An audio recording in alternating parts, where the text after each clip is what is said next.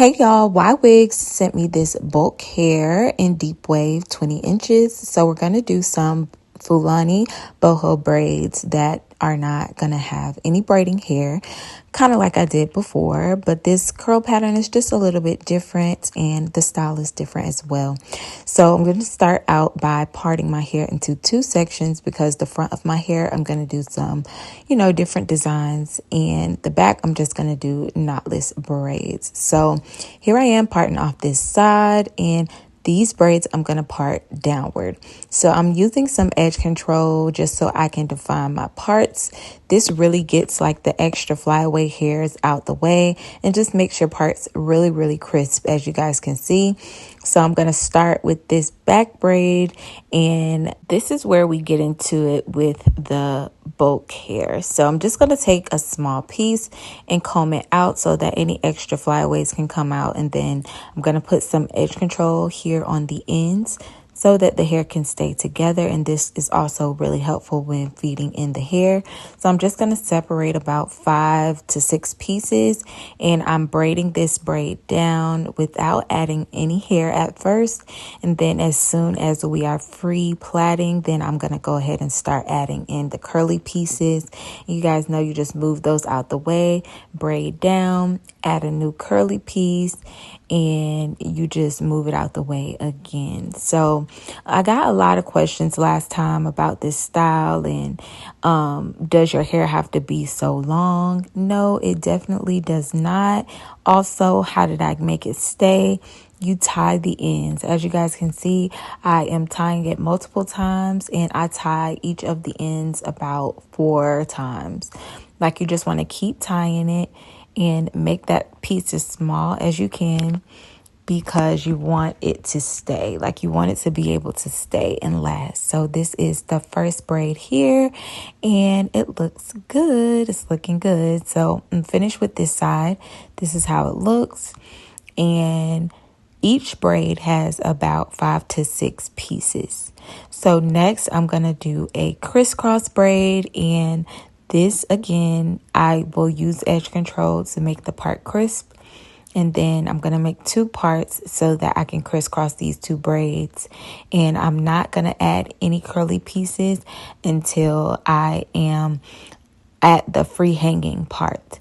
You can add curly pieces if you want some to like hang in front of the braid or throughout the braid. It's really just up to you. But I like to just add it at the ends to have that boho look.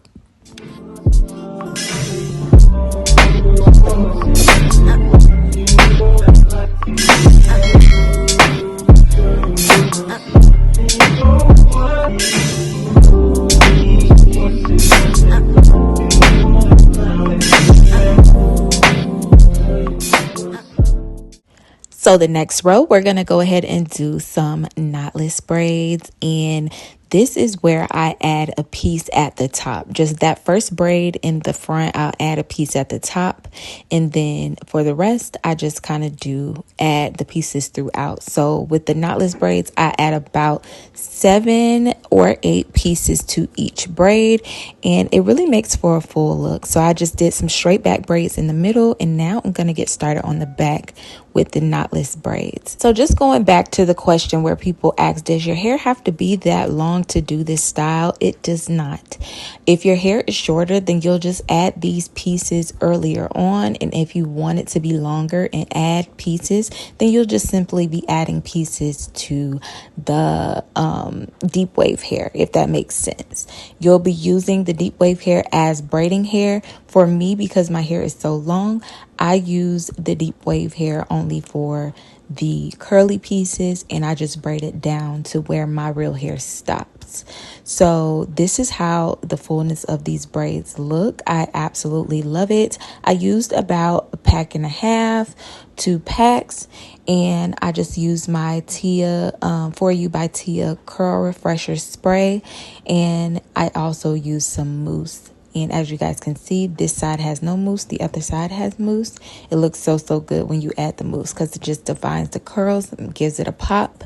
I love this wave pattern, this deep wave pattern. It's kind of like a S curl and it's really pretty. I love it.